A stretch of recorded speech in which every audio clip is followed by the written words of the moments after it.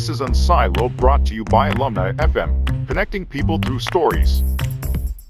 Welcome to Unsiloed. This is Greg LeBlanc, and I'm here today with Gloria Mark, and she is a professor of informatics at UC Irvine, University of California Irvine, and also the author of this book, Attention Span, Find Focus, Fight Distraction, a groundbreaking way to restore balance, happiness, and productivity.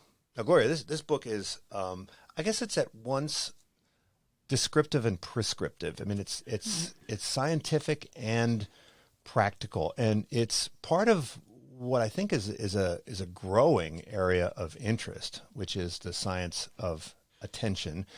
And this is something which, to me, it's absolutely fundamental. I was teaching a course just the other night, and I started talking about attention, and I mentioned your book, and I said, this is probably more important than anything else you're going to learn in business school, even though it is not explicitly the subject of any of our classes, because without mastering attention, you pretty much can't do, anything else, right?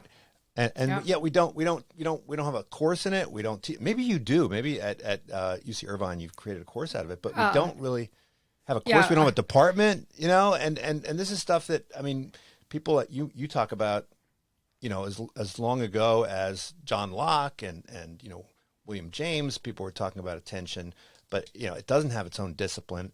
Does it even have its own journal? I don't know, but it definitely seems like it's worthy of departmental attention, course attention, and perhaps its own journal. Well, I mean, it's covered in the field of psychology, but this is laboratory studies. But I think the kind of attention you're talking about is what we do in real life outside of the laboratory. And no, to my knowledge, there's not a course in that. I have taught a seminar on that topic, but that's the only one I'm really aware of. Mm-hmm. Well, maybe we can start with what is attention. I mean, it seems like, I mean, it's something, obviously we're doing it all the time, right? I mean, we're engaged in it in various ways, but how is attention different from, say, consciousness or, just theory of mind or thought? What exactly is, when we use the word attention, what are we talking about? Yeah, so the kind of attention that I think most people think about is really controlled processing. So it's where people are actually putting in mental effort to try to comprehend something. So it's, William James, the father of psychology, said everyone knows what attention is, right? And he's referring to this idea that we willfully and intentionally direct our thoughts to some particular thing. And of course, attention, there are different forms of attention than that. There's automatic attention, where things capture our thoughts because of, blinking light or something passing in front of us. And it's automatic for us to look at that. So that's a different kind of attention than what William James talked about. So, I mean, we could think of attention the same way we talk about choice, right? So, I think the conventional view of choice and decision making is that it's something that you do intentionally. But there's a much broader view of decision making where we even talk about, animals making decisions and plants making decisions. And, plants aren't thinking and intentional in the way we talk about it. So, is attention just how we direct our attention, whether consciously or unconsciously, and is, part of what you're trying to do, maybe get us to be a little bit more intentional about what we're doing, as opposed to, letting our focus of attention be dictated to us by external causes and external stimuli? Yeah, that's right. So attention is goal directed. So it depends what our goal is. If our goal is that we want to finish a report, we direct our attention to that goal. If our goal is to catch up on the news, we direct our attention to that. And so there is this willful intent that underlies that. And yes, I'm trying to get us to be more aware of how we're consciously using our attention as opposed to all these unconscious and automatic kinds of behaviors that we have when we use our devices, such as, we grab our phone when we see it, we switch to social media, switch to news, switch to email. A lot of those just come from urges or a memory to do something that are, unconscious. But of course, without this unconscious element of attention, I mean, we would probably not survive, right? I mean, we do have a goal, which is kind of survival. And so that's why our attention will be drawn to, say, a potential threat, right? And it's not intentional. Yeah, it's believed from an evolutionary perspective that automatic attention helped us survive. So, when we think about hunters and gatherers, they were, their target, their goal was to look for food, but at the same time, they had to be cognizant of what was going on in the environment, and so some movement in the bushes might automatically capture their attention, because they had to be on alert for danger signals of predators, or other humans. So so there is believed to be an evolutionary basis for automatic attention. Now you reference also Herbert Simon, right? And it's amazing how many podcasts I've done where Herb Simon comes up. I mean, he's just such an incredible thinker. But he talked about cognitive budgeting, so to speak, right? And so a lot of what you're describing is familiar to economists, right? We would say you've got a certain amount of budget, a certain amount of attention, right? A certain amount of focus, and then it's all about allocating it, right? And if you allocate more this way, then you have less available this way. So I'm always wondering, do we have a fixed budget? I mean, are we born with a budget, or can we kind of increase our budget, right? Are there because are the things that you're talking about primarily about reallocating, or can we? And I think you've done a lot of work on multitasking. Yeah. So can we get better at this? Can we increase our attentional budget so we can kind of have our cake and eat it too? Yeah. So what you're talking about, I mean, Herb Simon talked about this idea of bounded rationality. So there's just so much that human beings can take in and process. The theory, and this is a long time theory that goes back decades, is that humans have a limited set of attentional resources. And, we have to allocate these, hopefully efficiently. Now, there's things we do that can increase our resources. So if you have good quality sleep, you're going to start your day with a lot of attentional resources. Taking breaks helps us replenish. Going on a vacation, Right. then we really come back and our tank of resources is full. But there's a lot of things we do that drain our resources. Long periods of sustained focused attention can drain us. Switching our attention, it's like having a tank that leaks when we switch our attention, because there is a switch cost involved.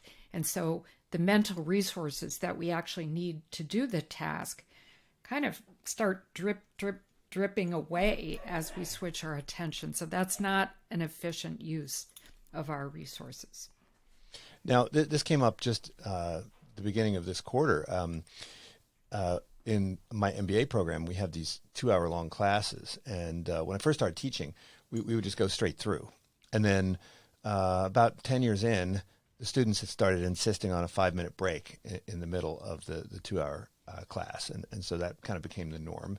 And then this quarter, I was thinking, that's a huge, when you add it all up, right? I've got to shave out, good percentage of the teaching material in order to make this work. And so I was always wondering, what are the trade-offs there? Because on the one hand, studies show that having a break can give you better focus. But then there's these other studies that show that, when you're distracted from the activity at hand. It takes 23 minutes to kind of get back on track.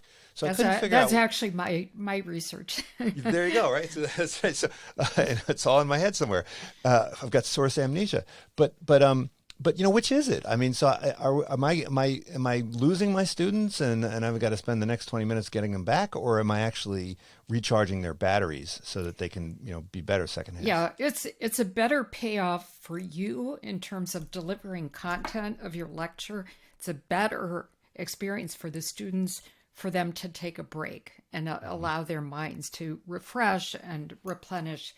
Of course, I give lectures too, and I want to pack as much information as I can into these. But, we have to realize that the experience for the students may not be what we as the people delivering the material want it to be. So it's really important to give students a chance to take a break. And I mean, this is the current thinking about lectures these days, is to try to mix things up. You lecture for a while, you have interactive experiences for students, you show some media, just kind of mix things up so that they can pay attention better. Mm-hmm. It's hard for students to pay attention for a 2-hour block. Well, I think part of your work is suggesting that the attentional resources of people have changed over time. And so while, 50 minutes and then a break is now the norm, perhaps in a few years it's going to be 30 minutes and then 15 minutes and then 5 minutes. And, when I read about Abraham Lincoln giving these 3-hour speeches, or, Stalin as well, I mean, he didn't have much of a choice. You had to pay attention to him, right? But going back to the ancient Greeks, I mean, people would speak for a lot longer periods of time. People would stay engaged for much longer periods of time. Is it just that they wanted to take breaks and weren't allowed to, or is there something actually happening to people's capacity for concentrated and engaged attention? Yeah, I think we've been seeing a cultural shift, and certainly there used to be expectations that people would speak longer, that we would have longer stretches of content to take in, and now the cultural practice has changed, so things are delivered in shorter snippets, and there's a lot behind this cultural shift. One of the things I write about in the book is how this cultural shift is manifest in film and TV shot lengths. So, when film and TV first started out, shot lengths used to be a lot longer, and now they've shortened to an average of about 4 seconds. Mm-hmm. And you see this very clearly if you're watching a film or TV. Turn the audio off, and you just see these shot lengths, changing. It didn't used to be that way. Now, the question is the causality. What's causing it? We don't know, right? We don't know if film and TV shot lengths might be affecting our attention spans. We don't know. It could be that film, TV, and directors are influenced by their own short attention spans. It could be that they're designing it because they think this is what will grab our attention, right? We don't know the causality, but we do see these parallel trends. And of course, another reason there's many reasons for this cultural shift, but, social media, it constrains us to construct content in terms of short snippets and to consume content in terms of short snippets. So that's another kind of cultural practice that we've become accustomed to.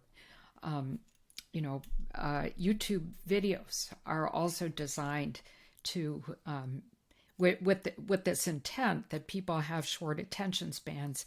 So delivering content in terms of, cutting out ums and ohs and pauses so that you can pack more in so that you're not going to lose people for, if they have to watch a lengthy YouTube video. Well, we're going to do that with your audio on this podcast, just so you know.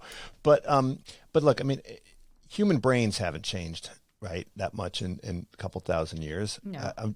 And so you got to believe that if you went back and showed Marcus Aurelius some TikTok videos, or you plopped down the game of Tetris into ancient Greece, that it would find a lot of users. So I mean, could it be just that what was driving this change in average length of a shot in film is that we now just have better editing technology, and that the people back in the 30s would have loved to have these rapid cuts, but the filmmakers didn't have the tools. They had to use actual film and scissors, Yeah. and now you can kind of push buttons.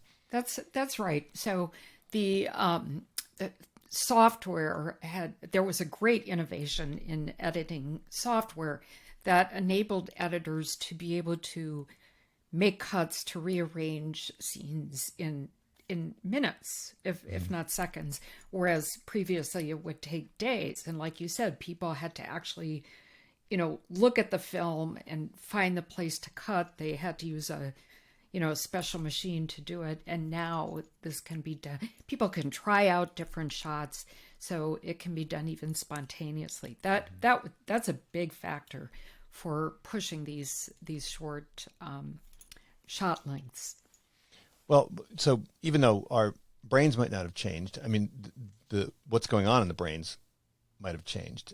And so I was wondering, you talked about distractedness, right, as maybe a personality trait, and presumably personality traits can change over time, and maybe, I mean, you could think of it like an immune system, right? You have a population that is vulnerable to a disease and a population that has a relatively strong immune system against that disease. I mean, could it be that the people, if 100 years ago, if they were presented with the opportunity to spend all day on social media, they wouldn't have done so, simply because their capacity to refrain from doing so was stronger? That muscle of resisting distractedness.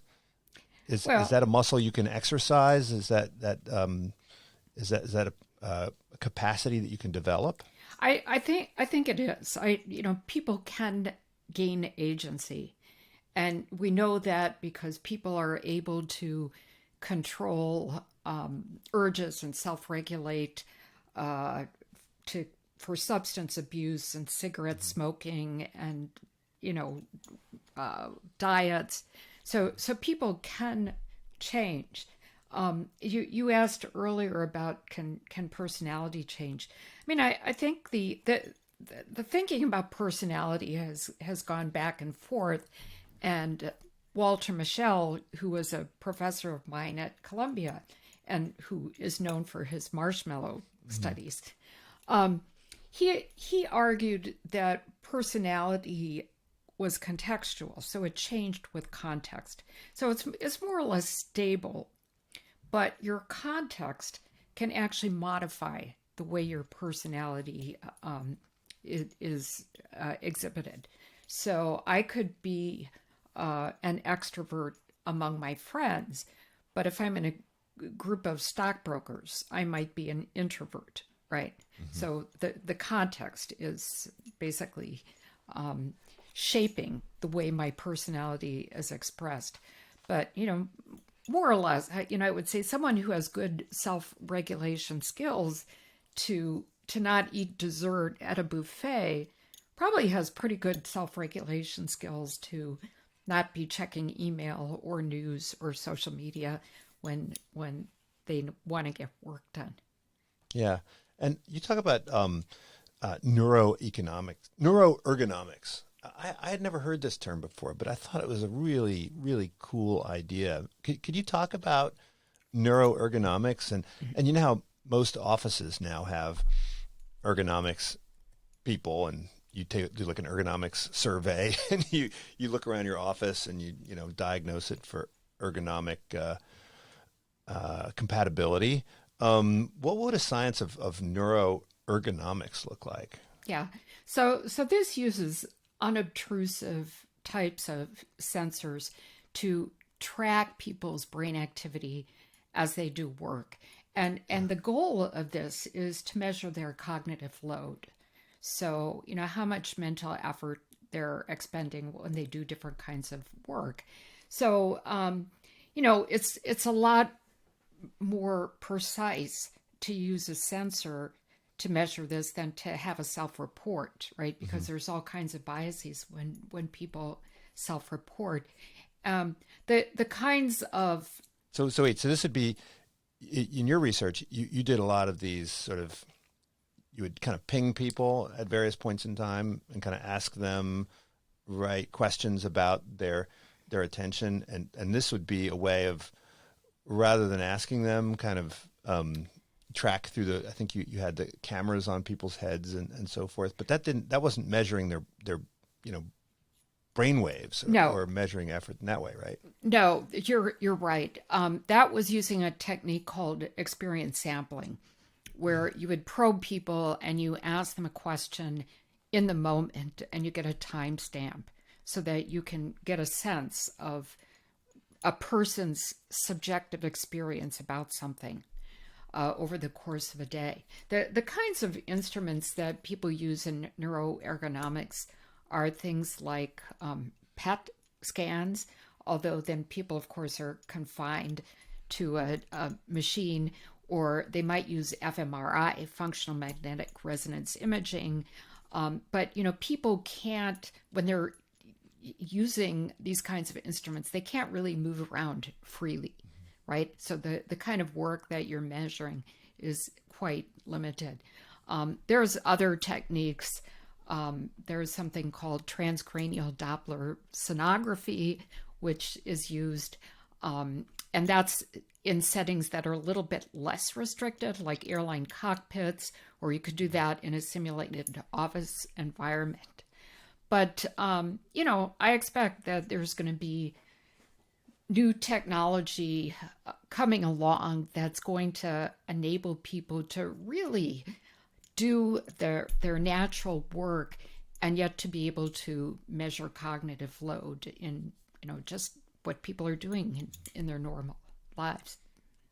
Well, you also look at things like heart rate, right? Because you said that a lot of what you're talking about correlates with stress, right? So multitasking can lead to stress, right? And stress in large quantities is, not good, right? I mean, it can be good. I mean, we also talk about Yerkes-Dodson and how, there's an optimal amount of stress that you need. But what is it about multitasking that generates stress? And when we talk about flow, and you spend a lot of time in the book talking about flow, is flow necessarily involving a single task?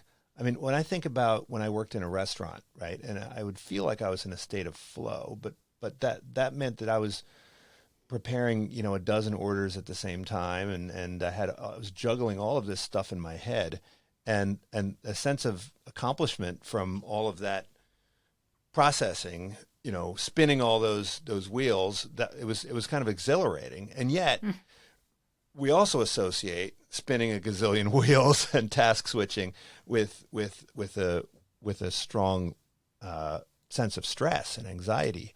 Yeah. So is there a fine line between the two? How do we understand when does flow turn into anxiety, and what's the relationship with multitasking? Yeah. So let's start with multitasking. So when people multitask, first of all, it's not humanly possible to do two things at the same time that require effort, right? You can do if one thing you're doing is automatic, using automatic processing. Yes, you can do another thing that requires effort. So you can drive, which is automatic, and you can have a conversation. But as soon as a car swerves in front of you, you stop talking. And all of a sudden your attention becomes effortful because you want to avoid hitting that car. So when people are multitasking, they're actually shifting their attention rapidly between two different tasks. Now, why does it cause stress? So, first of all, when we're switching our attention, there's a switch cost. And the best way I can describe it is to use an analogy of an internal whiteboard that we have. So, every task that we do, we have a mental model of that task. So, if I'm writing something, I have a mental model. What's the information I need? What's the word choice I want to use? Who are the people involved? If I'm doing analysis. And then I suddenly switch and I do a different task. So it's like I have a whiteboard inside of my mind that I'm erasing all that information and I'm writing this new mental model, this new thing that I'm doing. And I do that for a while and then suddenly I switch. I have to quickly erase it and switch my attention to something else. This involves a switch cost, right? This writing and rewriting. And sometimes, just like with a real whiteboard, we can't erase everything completely. And so there's a residue. And so let's say I'm reading the news and I read this very upsetting report, and that stays with me. And I'm trying to do my work and I still keep thinking of that upsetting report. It interferes with my task at hand. Now, flow, which is the term that was coined by the psychologist Mihaly Csikszentmihalyi, is really considered the optimal experience because people have just the right balance of using their skill and being challenged. If you're challenged too much, then it becomes overwhelming. You can't be in flow. If you're under challenged, you're a little bored, right? So it really has to be at that sweet spot, just that right amount. So does that mean there's an optimal amount of task switching, right? You could have too little task switching and too much task switching, and you want to like have that task switching kind of challenge you, but not be overwhelming. Well, most people don't report multitasking when they talk about being in a flow state. So I really haven't heard that very much. Usually, when people get into flow states, they're doing some kind of activity that's inherently creative. So I used to be an artist, and I would regularly get into flow. I mean, I could expect to get into flow pretty much when I was in my studio painting. People who are dancers or play sports or music or have a hobby like woodworking can get into a flow state. But, in knowledge work, when people are shifting their attention, dealing with reports and email and other reports and phone conversations, they generally don't get into flow. Now, I've heard of some people have reported they get into flow if they're doing group brainstorming. They can have that experience. Coders, people who do complex coding, report getting into flow. Gamers, right? People who do gaming where there's some skill involved, talk about getting into flow. But it's not a common occurrence at all for most kinds of knowledge work. And it doesn't mean it's bad. And I want to emphasize that. No one should feel bad if they can't get into flow because, we use an analytical mindset when we're doing knowledge work. And that can be very rewarding and fulfilling, right? So, flow isn't for all situations or all settings. It can happen, but we shouldn't expect it in knowledge work. Yeah, one of the things that I talk about in my class is, there's people who say flow is great. There's people who say mindfulness is great. There's people who say brainstorming is great. There's people who say rumination is great. And I say, well, you got to know what all of them are and be good at all of them, and then figure out a way to get in there when it's appropriate. But I want to dig into, first of all, why did you give up art? It sounds like, you talk about it in the book, but it seems like, I hope you didn't give it up completely and that you can dabble when you want to experience it. And then I also want to maybe push back a little bit. I find that I can get into sort of a flow state, say if I'm preparing a lecture, right? Maybe putting together a PowerPoint deck. I can really kind of get into it. It takes a while, but I can kind of get to a place where I lose track of time. And even when I'm just kind of reading a book, you had this great example of someone who would jump on a plane and fly somewhere and then fly right back. And I remember during COVID how badly I wanted to do that. I was like, I'm reading about the round trip tickets from Singapore to Singapore that they were doing in 2020. And I thought, why doesn't United offer that round trip ticket from San Francisco to San Francisco so I could bring a big stack of books, because there's no Wi-Fi on there, and it would I that's what I'll typically do when I travel internationally, is just plow through a huge pile of Yeah. books. Yeah. Okay, so why did I leave art? Well, the reality of making a living hit me, and I saw that most talented people who I studied art with ended up getting day jobs that were different than their art. And, they justified it by saying, well, we have to make a living, but I'll do art in the evenings and weekends.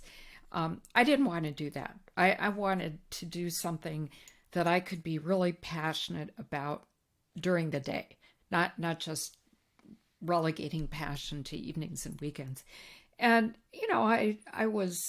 I was good in math and science, and I thought there are other ways to be creative. So, art is just, that's one medium that allows us to be creative, but we can be creative in science. We can be creative in, a number of different areas, right? It doesn't just have to be art.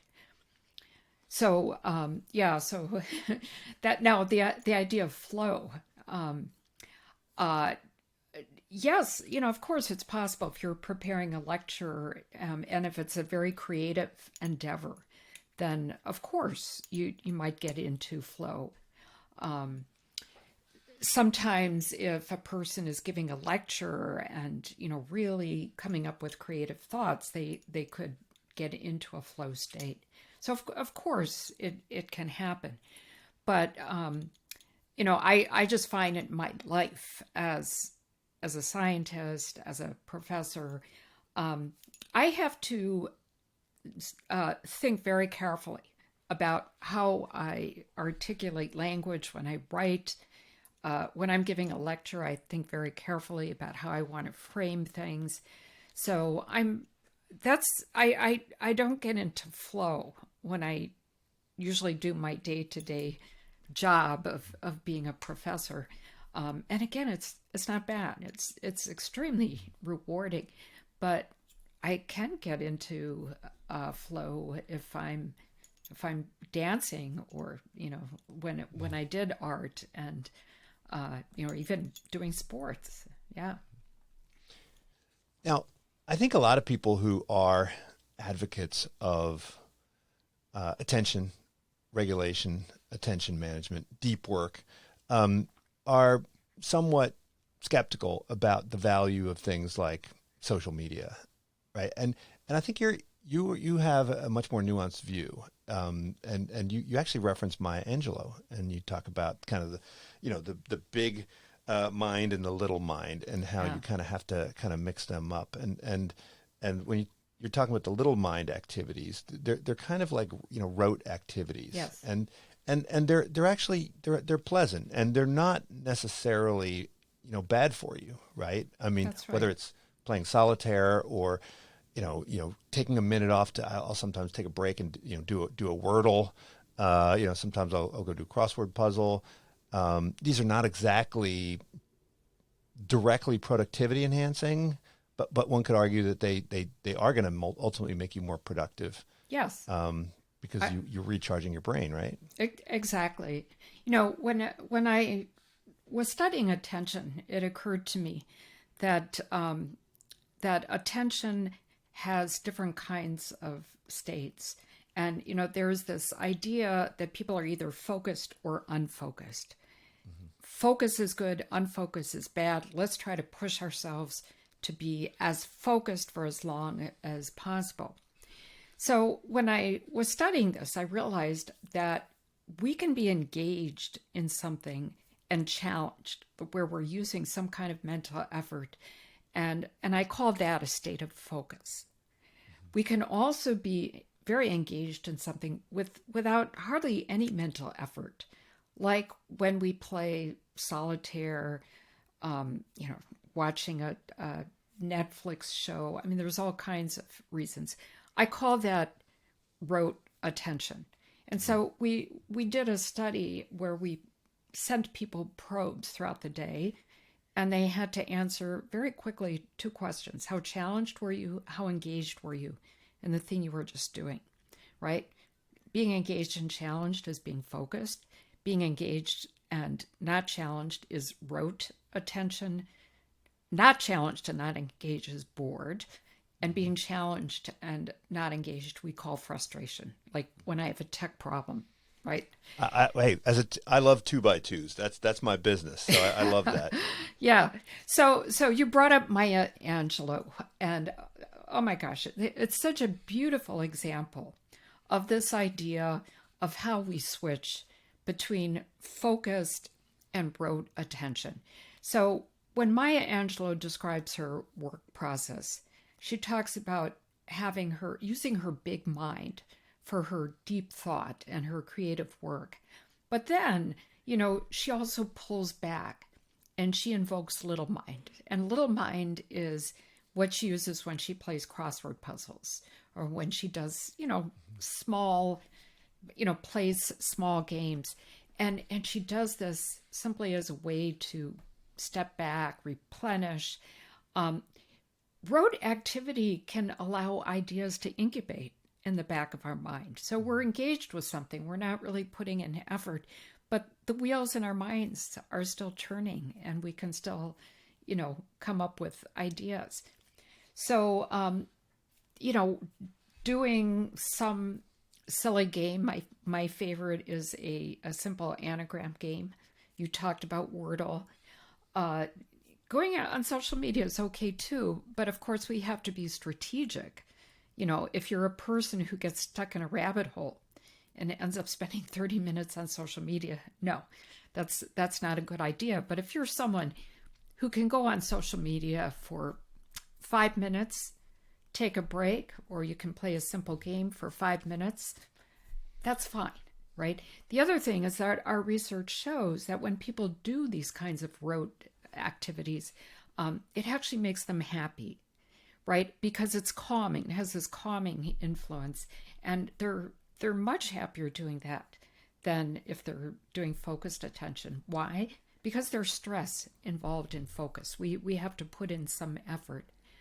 It's rewarding, right? It's good, but people don't feel as positive as when they're doing rote simple activities. Yeah, but it seems like, kind of like drinking, right? I mean, in the sense that, I did a podcast on drinking, and alcohol is sort of, switching off your PFC, and it has to be done in moderation, right? So there's a time and a place, and there's a limit, and as long as you have your one drink or whatever, you're fine. But then when you're on your 50th drink, then you have a problem. Mm-hmm. And so I loved what you had to say about intentionality, right? And kind of time budgeting. So mm-hmm. if you say to yourself, I'm going to spend 10 minutes on Facebook, and you spend 10 minutes on Facebook, no big deal. But if you say, I'm just going to spend time on Facebook until I feel like stopping, then you may find yourself squandering, a couple hours, and then wondering where that time went. So is it really all about being intentional and not allowing your decisions to be kind of made in the moment? In other words, can you trust yourself to know at what point it makes sense to stop and switch back to focus? Yeah, it is about becoming reflective and more self-aware of what we're doing when we're on our devices. And some people are better at it than others. If you're a person and you tend to go down a rabbit hole once you start doing social media, then you've got to put some constraints on that, right? Set a timer. You talk about hooks. I love the idea of a hook. This is Yeah, great. I use hooks. So if I just came out of a meeting and I'm pretty exhausted. I've got 5 minutes before my next meeting. Sure, I will do some kind of road activity. And the hook is that next meeting because I know I have to stop. Or, if I'm on a subway or bus, right, and my stop comes up, that's the hook where I have to stop, or waiting room in a doctor's office, or whatever hook you want to devise for yourself. But ultimately, it is about being intentional with how we pay attention. And it's about gaining agency over what we do because so many things we do are unconscious, are automatic. And being intentional means to take these unconscious actions and to raise them to a conscious awareness. And what we do, then we can be reflective and we can be intentional and then we can gain agency over them. Yeah, I'm wondering if at one point we will have sort of a QuickBooks for our time, right? So, I always advise people, I teach finance, so I always advise people, track every dollar that you spend so that at the end of the month you can look and see where all your money went and ask yourself if it went to where you wanted it to go, right? Did you spend too much on this and too little on this? And then next month you can try to adjust the dials. Well, when I ask people kind of where did all their time go, I think most people don't really know, right? And so I think the first thing to do is start with awareness. And you talk about Albert Bandura. Now here is someone that I never knew about. So one of the great things I like about reading books like yours is that you introduce the readers to giants in their field that they may not have known about. So he has sort of a bunch of steps to become a more intentional person, and Yeah. one is awareness. That's the first step. So maybe just talk a bit about Bandura and then about these steps and how they might apply to agency. Yeah, so Albert Bandura was one of the great social psychologists. He actually passed away while I was writing the book. So I think it was 2021 when he passed away. And he was a pioneer in the area of self-efficacy. So how people can really gain agency over their behaviors, how a person could stop smoking if they want, or stop substance abuse, or change some kind of negative behavior. And he did talk about different steps that a person can take to gain agency. The first one is this notion of intentionality. What I've tried to do is to take Bandura's theory and I've tried to formulate that into something practical that people can use when they're on their devices. And so I have this idea that I call meta awareness, which is being aware of what you're doing, of your actions as they're unfolding. So many things we do, we just don't pay attention to them. Like, grabbing our phone when we see it as an unconscious action. But we can learn to become more self-aware by probing ourselves. So I'm a professional observer of behavior. That's what I do when I do research. And if I'm observing someone, I'm always asking questions. Why did that person just do this action? Why did they switch screens? What's going on in their heads? I'm trying to understand that. And I realized that I could apply the same kind of reasoning to my own behavior. And so when I have an urge that I want to check news, and I'm a news junkie, I can probe myself. Why do I have this urge to do that? It's usually because I'm bored or because I'm procrastinating. I just don't want to work on this thing right now. But it helps me become reflective and understand, okay, what do I need to do to make this less boring, or to not procrastinate. Or I might probe myself and discover that I'm exhausted and that I really need a break, right? Which is really important. Or if I do take a short break, and let's say I'm reading the news, I can probe myself does this still have value for me? And usually, I might read the first paragraph of a news article. I get the gist of it.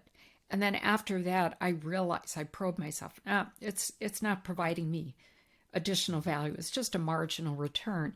So then it's time to get back to work. So that's the first step.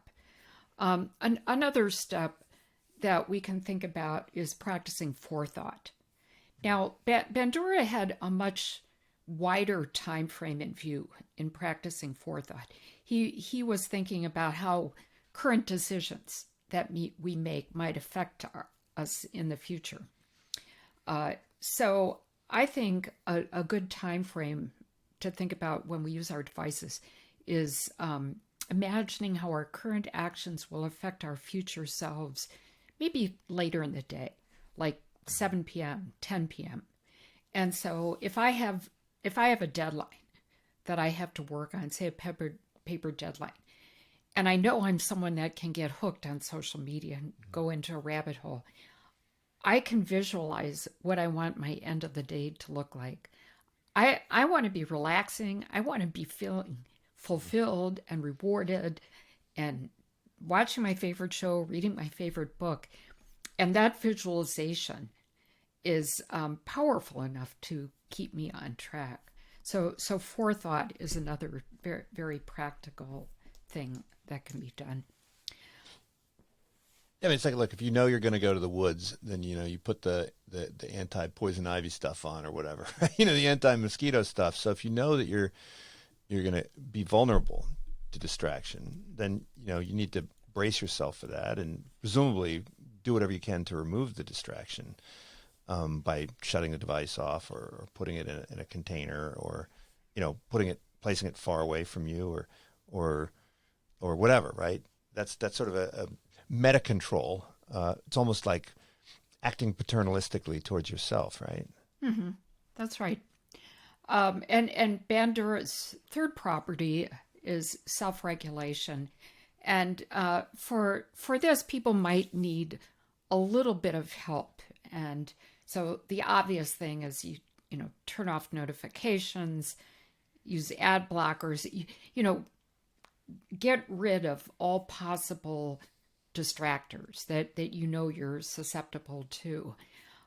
If you're susceptible to going on social media, take that app and bury it deep into a folder so that you're creating friction for getting to it. So it's not so easy. If you're someone who's so susceptible to checking your phone, leave your phone in another room or lock it in a drawer. So our self-regulation skills can use support, a bit of scaffolding, unless you're a person who's born lucky with a trait of really strong self-regulation, in which case it's very easy for you. Now, can't you also architect your environment to facilitate things like multitasking? I mean, the example you used of the whiteboard, I mean, it drives me nuts sometimes when people will say, hey, have you done that thing yet? Right, through an email. When if they presented me with a link to the current state of the job, then I could kind of get up to speed very quickly. Or if you have that information and its current unfinished state, architected in a way that you can see immediately where you need to resume, then you don't have to do as much reorientation, right? So are there ways that you can organize your workflow and the workflow of your teammates so that the frictions associated with multitasking are reduced? Yeah, absolutely. And that's such an excellent point. So, here's a good example. If you have an urge to check news, the simplest thing is don't switch your screen. Don't expect that you're going to switch your screen, go on a news site, and then if you're a person with poor self-regulation, don't expect you'll easily be able to come back. So, have some restraint and don't even switch your screen. Close browser tabs. Browser tabs are visual cues that just entice us and lure us to go to different sites. So, change your screen environment. hide things like I mentioned, hiding social media apps or any other kind of app that you might be tempted to use. So restructure your environment, even your physical environment. If if you have a magazine next to you, of course you're going to be tempted to pick up that magazine Yeah. and read it. So hide it. Leave, clean your plate so that you have this environment that's conducive for working and that you've just got your work in front of you on the screen. Yeah, I used to always have to go to a library or to an office if I wanted to read a book. Of course, I've had to learn how to read books in other environments, but it's never quite the same as being in a library. You mentioned this term psychological homeostasis, and of course that was a very attractive term for me. And it seems like you're referencing very old-fashioned ideas of balance, right? Yes. I mean, just the Greek notion of proportion and balance and moderation. I never saw at any point in the book the use of the term virtue, but it seems like that's what you're talking about, kind of having a proper sense of how to orchestrate balance in one's attentional life. That's right. Psychological homeostasis, that term has been around for a while. It's not been used in our referring to our digital world.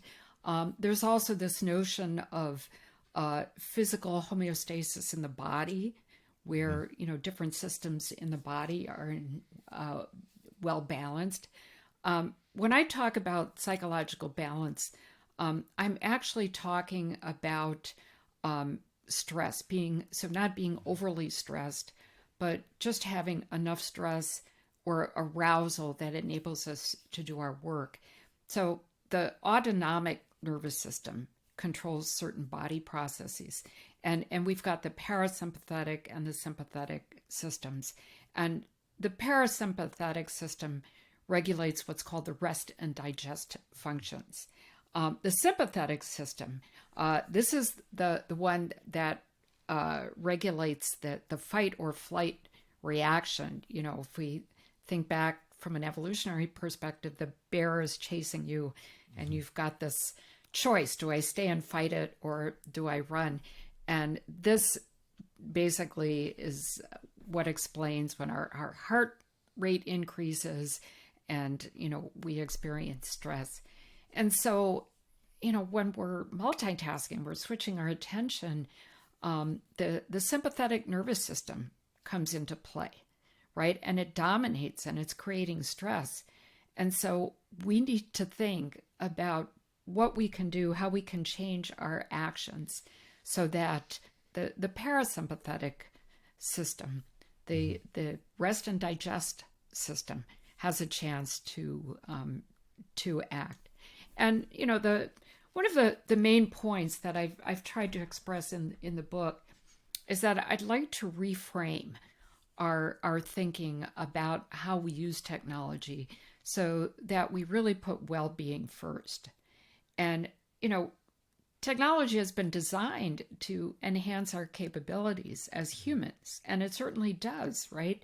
I mean, we can produce information faster, more information. We have access to more information and people. Yeah, I loved your discussion of Vannevar Bush and the Memex and how hyperlinks came about. It was really nice story. Yeah. So let's think, instead of pushing ourselves to the limits, which is what the current narrative is. Let's use technology, be as productive as possible.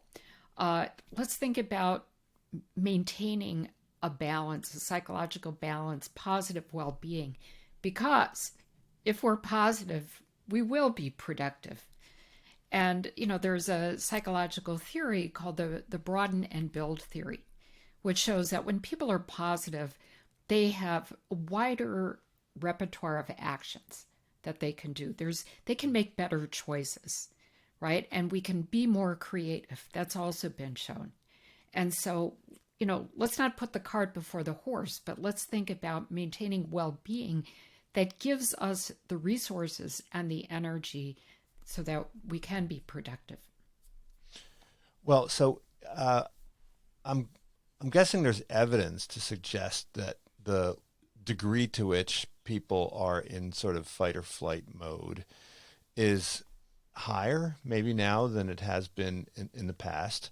I haven't seen any real data on this, but there seems to be some consensus around this, and this kind of has puzzled me, because when you read about, say, hunter and gatherers who would stage a raid on the neighboring tribe and surprise them all at night and attack them, and everybody's asleep in their beds, and yet all the people, I know tons of people in 21st century America who have trouble sleeping, and I'm trying to figure out, like, well, why would you have trouble sleeping? Like, no one is going to, well, there maybe in some parts of the country, but nobody in Palo Alto is going to, like, jump in your window and kill you. So, like, why are you in fight or flight? Why are you waking up in 4 a.m. and you can't sleep? And so, is there evidence to suggest that the kinds of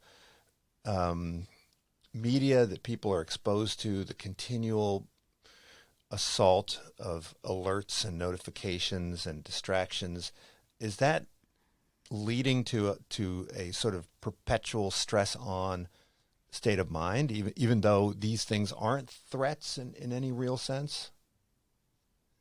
Well, people are experiencing acute stress, right? When we're switching our attention so rapidly, there's periods of acute stress, and acute stress can become chronic stress when you experience it regularly. The other thing that's different from hunter and gatherer times is that people are a lot more sedentary. And in fact, we did a study in 2019. We looked at 750 people across the whole U.S. for a year. We tracked them with sensors and found that during the workday, people spend 90% of their day sedentary. So it's not just that they're switching their attention and experiencing all this acute stress, but they're also sedentary, right? And so they're not working off the stress. And I know, because I'm a regular exerciser, that's such a great way to work off stress. So there's a lot of reasons. I mean, the scope of work has expanded. People have a lot more responsibilities. We're inundated with email and electronic communications. People don't detach from work. That's a big factor in stress and affecting sleep, is that, we end the workday, and at least we come home from our workplace, but our workday doesn't end until the time we go to sleep. Mm-hmm. Well, I always tell my MBA students that the reason why you get an MBA is to become kind of more effective human beings, right? So that you can actually make a bigger impact and achieve more of your goals. And I think that a big important part of that is managing attentional resources. And so should we have a course that anyone who's trying to do anything practical in the world, should we have attentional gymnasiums? Like, we go to the gym to bolster our fitness, our physical fitness. Will we have chains of attentional gyms that we can kind of send people to kind of help them develop this attentional muscle? Yes, the short answer is yes, we should. People don't need to go to a gymnasium to do it. Reading books, having an exercise of reading a book every day, being offline is such a great way to exercise our attention muscles. So there's a lot of things we could do. I would love it, especially for young people, if they could have the experience of, building their attentional muscles, because it's a lifelong skill. And, attention is really the currency of our time. And, we can't perform well unless we have good attention. So, yeah, I'm all for exercising our attention, improving it. Yeah, I have a friend who says, he all he wants is the freedom to do what he wants when he wants, and it seems to me that if he's not being intentional about how he's spending his time in a very planned way, then he's just opening himself up to be controlled by others, right? And have his attentional resources diverted by people with other agendas. So agency is critical. Well, it is, absolutely. I mean, not necessarily if a person doesn't have to worry about making a living and they really can decide where they want to pay attention, then that person certainly can do that. Well, Gloria, thank you so much for joining me. I really appreciate it. The new book is called Attention Span, and it does take a little while to read. So but I'm sure you're making little bits and pieces of it available in TikTok videos. No, I'm not making it available in TikTok videos. Okay, well that's fine. Everyone should go and read the book. Thank you so much, Gloria. I appreciate it. Let's chat again soon. Oh, it was my pleasure. Yeah, happy to talk. This is Unsiloed, brought to you by Alumni FM, connecting people through stories.